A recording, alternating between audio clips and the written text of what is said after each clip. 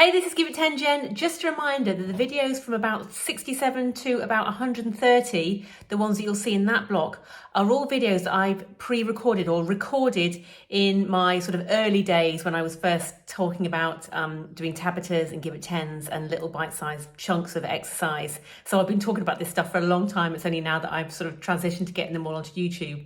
Now, the reason they weren't live, in case you've missed it in my previous videos, is that I've suffered a back injury. Now, obviously I'm okay now, but now that it's coming to post these videos on YouTube, these are the videos that I was posting live whilst I was going through that sort of rehab journey and the problems I was having with my back. So I hope you enjoyed them. They might say look a little bit different than the previous videos you've been watching, but still no less relevant in the search to get simple exercises that you can do at home, remembering that simple things plus consistency will get you results. So I hope you enjoy these blasts from the past from now until about video 130. If you don't want to see these old ones, and once I've uploaded all these videos, you can of course leap ahead.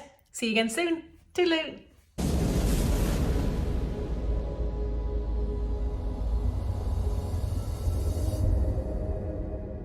So today we're going to talk the SRT, the sitting rising test. I'm not too sure if anyone's heard of it before, but basically it's a test that was developed back in the 1990s, and it was developed to as a test of mortality. Basically, the ability to carry out the test is a good predictor of mortality, especially in older adults 50 and above. But actually, I think it's a really, really good way to establish your abilities now at this age, and how strong you are and how mobile you are, and how whether you've got those muscles required to carry out the test. So we're going to do it in a second, but basically I want to just talk to you a little bit about being on the floor. You can see here that I'm sat on the floor. But I'm wondering how much time a day, I've got two different glasses on, I can't really see very well with those ones, that's better. How much time a day do you actually spend sitting on the floor? Are you someone who does like to spend time on the floor, or constantly in a chair or on the sofa, or sitting down on something rather than being on the floor? I mean, the chair in evolutionary terms, our evolution is actually a fairly new invention in the big scheme of things. And for thousands and thousands of years, we did just sit on the floor, or just sit around, or balance against things and hold ourselves up against things. So the actual ability to get up off the floor just reduces as we get older and older and older. And we find that kids between 12 to 19 months, it's been well documented that they get up and down off the floor about over 100 times a day. I mean, they're just on the floor all the time, and they're up and down, and it's a classic case of use it or lose it. If we aren't down on the floor, we lose the ability to be able to get up off the floor. And of course, you'll all know the problems with falling in the elderly and not being able to get back up again. That's huge. So of course, if you're not practicing getting up and down off the floor, then you will lose the ability to get up and down off the floor. And a really good way that this test that was established, the sitting rising test, is a really good way to maybe check in with yourself and just see if you have got those muscular systems and abilities and mobility to be able to actually get up and down off the floor in this manner, which I'm just about to show you.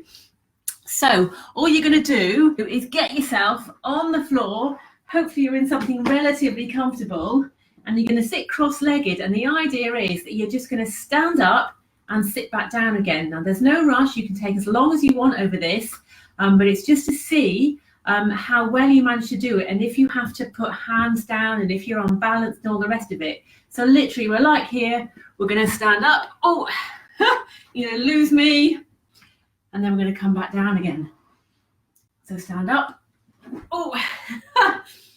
and back down. See, I was doing this fine when I didn't have to talk, but now I'm concentrating on delivering it to the screen. I'm delivering it to you guys. I'm wobbling. So we're here. I don't want to trip over my trousers. I'm going to stand up and back down. Okay, so that was a perfect demonstration there on that one. So for you then, I'd love to know how you find doing that test and just being able to sort of stand up and sit back down again. And you basically, the score is out of 5. Well, it's actually out of 10. It's 5 on the rise and 5 on the on the getting down again. And basically you start off with 5, and then for every time you have to like put a foot down, put a hand down, or you get unbalanced and all the rest of it, you take 1 away until you get down to 0. So obviously a score of 10 is best, and a score below that, then perhaps you want to start thinking about strengthening those legs, especially quads and calves and glutes, those core muscles required to stabilize you as you come back up again. So really is a good simple test to, before you go out doing any sort of crazy exercise routines and HIIT sessions and running and weightlifting, is have you actually got that stability and strength just to be able to get yourself up off the floor.